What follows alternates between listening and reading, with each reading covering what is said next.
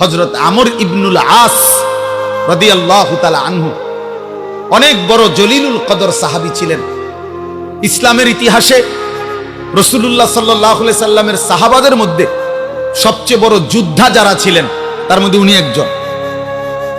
মিশর বিজেতা, মিশর যিনি বিজয় করেছিলেন, হযরত আমর ইবনে আস, ওনার ইন্তেকালের পূর্ব মুহূর্তে যখন উনি মৃত্যু সজ্জায়, ওনার মৃত্যু যন্ত্রণা শুরু হয়েছে, সাকরাতুল মাউত, ওনার ছেলে কিতাবে লিখছে আব্দুল্লাহ ইবনে আমর ইবনুল আস, ছেলেও সাহাবী ছিলেন, বাপ্পু দুইজনই সাহাবী ছিলেন। ওনার ছেলে আব্দুল্লাহ এই মৃত্যুর পূর্ব মুহূর্তে ওনার আব্বা আমর ইবনে আস রাদিয়াল্লাহু তাআলা আনহুকে জিজ্ঞেস করলেন, আব্বা, এই মুহূর্তে মৃত্যু যন্ত্রণা আপনার কাছে কেমন মনে হচ্ছে? আপনি আমাকে একটু বলেন।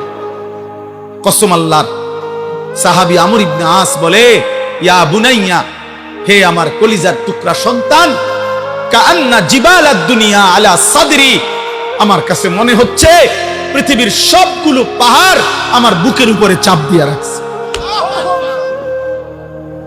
কাআন্না জিবালাদ দুনিয়া আলা সাদরি, পৃথিবীর সবগুলো পাহাড় আমার বুকে চাপ দিয়ে রাখছে। ওয়া কাআন্নী আতানাফাসু মিন সাকবিল ইবরা, আর তিনি বলে, বাপ আমার, সন্তান আমার, আমার মনে হয় আমি যেন সুইয়ের ছিদ্র দিয়া একটু নিঃশ্বাস নিতেছি। দোস্ত আমার, নবীর 60 বছরের সাহাবী যদি বলে দুনিয়ার সব পাহাড় আমার বুকে চাপা দিয়া রাখছে মৃত্যুর মুহূর্তে, 30 বছরের নাফরমান গত 30 বছর ধরে যে সুদ খায়, এ তার মৃত্যু যন্ত্রণা কি হবে? 365 দিনে, খোদার এক বছরে যে কোনো দিন 5 ওয়াক্ত নামাজ পড়ে না, সেই নাফরমানের মৃত্যু যন্ত্রণা কেমন হবে?